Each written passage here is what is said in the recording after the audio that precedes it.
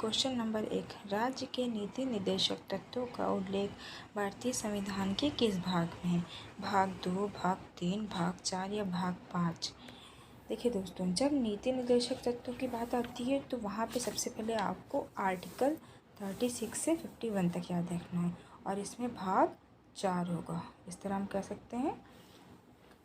Question number 2, निम्न में से कौन सी एक समिति ने नागरिकों में मूल कर्तव्यों को 1976 में सम्मिलित करने की अनुशंसा की थी? इसका सही जवाब है स्वर्ण सिंह समिति। क्वेश्चन नंबर 3, भारतीय संविधान में मूल कर्तव्य को शामिल करने का विचार किस देश के संविधान से लिया गया है?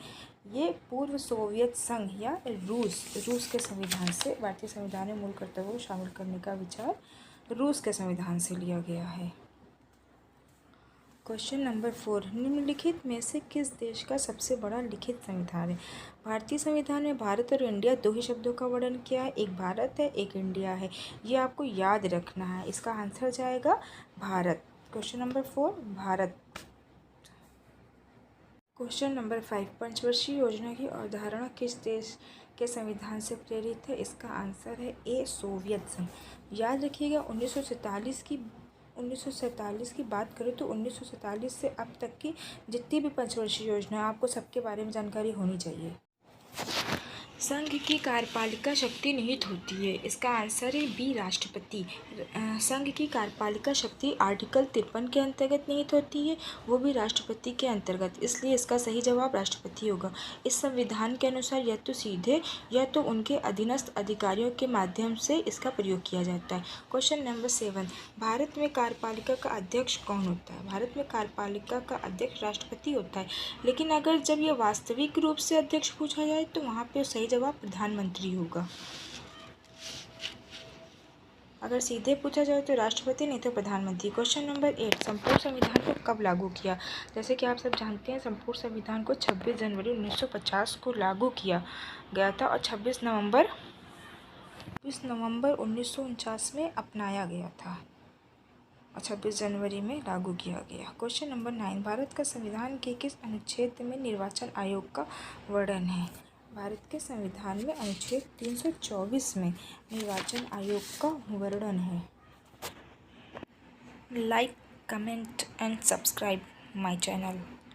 Thank you. क्वेश्चन नंबर 10, संविधान की उद्देशिका या प्रस्तावना का संशोधन कितनी बार किया गया है?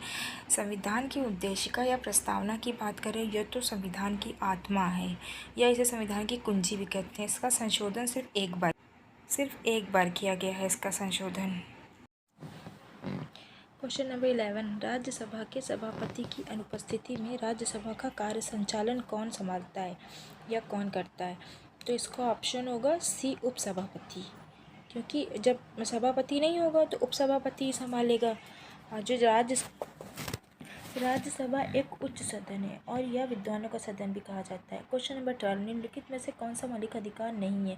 इसका आंसर है संपत्ति का अधिकार। संपत्ति का अधिकार मौलिक अधिकार नहीं है। 44वें संशोधन के बाद यह मौलिक अधिकारों में से हटा दिया गया था। क्वेश्चन नंबर 13, विधान संशोधन की प्रक्रिया का वर्णन किस अनुच्छेद में किया गया है? इसका विधान संशोधन की प्रक्रिया का वर्णन अनुच्छेद 368 में किया गया था और ये दक्षिण अफ्रीका से लिया गया है। क्वेश्चन नंबर 14, भारतीय संविधान लागू करते समय इसमें कितने अनुच्छेद, भाग और अनुसूचियाँ थीं? भारतीय संविधान लागू करते समय, जिस समय संविधान लागू किया था, उसमें 395 अनुच्छेद, 22 भाग और 8 अनुसूचियाँ थीं, परंतु वर्तमान में अनुसूचियाँ 8 से बढ़कर 12 हो गई हैं। क्वेश्चन नंबर 15, जब संविधान लागू हुआ था तो उसमें कितनी अनुसूचियाँ थीं?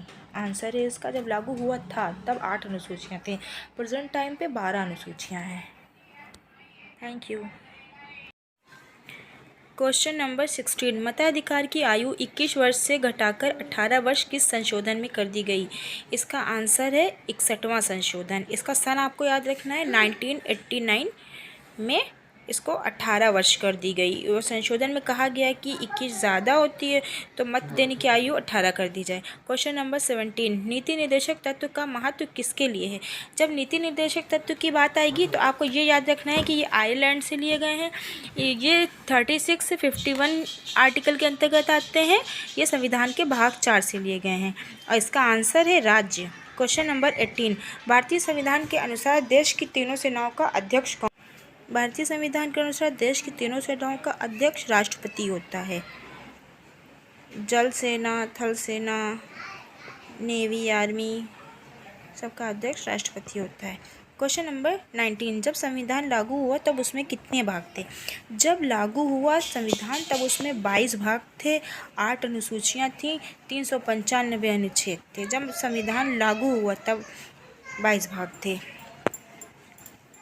क्वेश्चन नंबर 19, संविधान सभा को किसने मूर्त रूप प्रदान किया? संविधान सभा को मूर्त रूप से आशय है कि तराश के, किसने उसको तराश के उसको मूर्त रूप प्रदान किया, ये काम किया है। इसका आंसर है डी, जवाहरलाल नेहरू ने। Thank you.